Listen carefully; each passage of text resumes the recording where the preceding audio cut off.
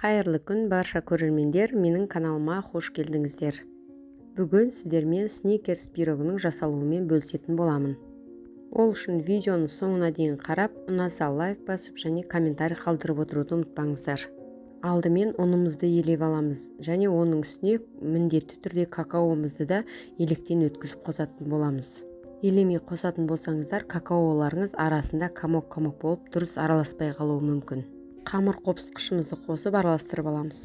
Енді осының үстіне қантымызды саламыз және бөлме температурасындағы майымызды қосамыз. Бір жұмыртқамызды қосып, қолымызбен қамыр илейтін боламыз.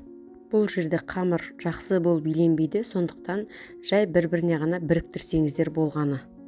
Осылай илеп біріктірген қамырымызды полиэтилен пакетке салып, холодильникке 30 минутқа тындырып аламыз. Салмасын дайындаймыз. Ол үшін творогымыздың үстіне қант қосамыз. 20% қаймағымызды және творожный сырымызды қосамыз. 2 жұмыртқа, сосын міндетті түрде жүгері крахмалы мен ванильный сахардан бір қасық қосуды ұмытпаңыздар. Енді осылардың барлығын жақсылап блендерімізбен езіп алатын боламыз. 24-26 диаметрлік формаға қамырымызды жақсылап жайып орналастырып аламыз. Үстіне дайындап алған начинкамызды құятын боламыз. Осылай сәл қозғап, қасықпен шет-шетін тегістеп шықсаңыздар болады. Қызып тұрған духовкамызда 30-35 минутқа пісіріп алатын боламыз.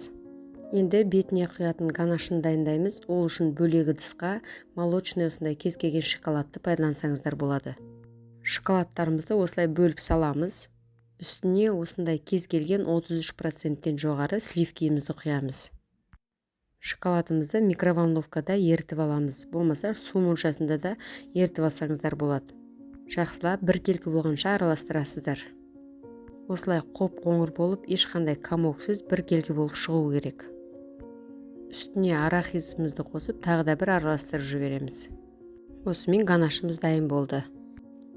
Пісіп дайын тұрған пирогымыздың үстіне ганашымызды құямыз да салқын жерге қойып қоямыз. Пирог пісе салған бетте ганашты құюға мүлде болмайды. Өйткені пирог піскеннен кейін 2-3 сағат міндетті түрде суыву керек. 2-3 сағат тұрып суыған пирогтың үстіне ғана осы ганашымызды құйып, осылай тегістейміз де тағы да 2 сағатқа қалдырамыз. Осыдан кейін ғана барып біздің пирогымыз жеуге дайын болады. Қазір турап бір кусогын сіздерге көрсететін боламын.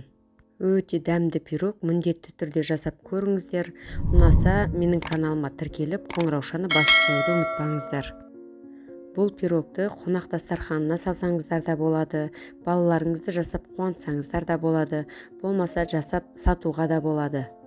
Дәмі өте керемет пирог, міндетті түрде жасап көріңіздер. Алдыда тағы да неше түрлі тағамдардың рецепттерін салатын боламын. Сіздермен бірге болған меруерт ас болсын.